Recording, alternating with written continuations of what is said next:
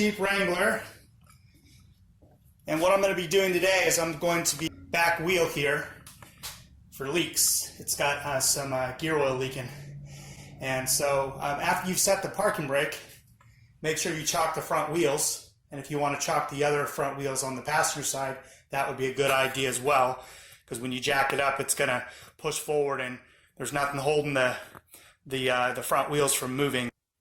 Set the e-brake.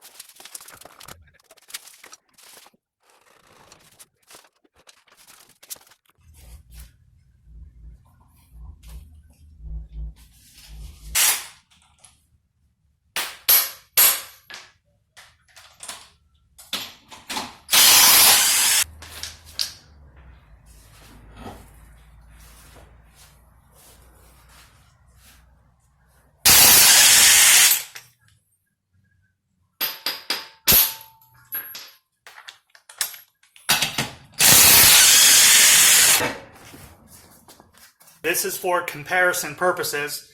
So the in and out play is about 1 millimeter, maybe 1.5 millimeters.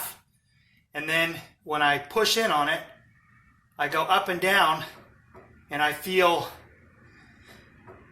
like maybe like 1/64 of an inch or 1/32 of an inch of play going up and down. And then so let's compare that to the other side.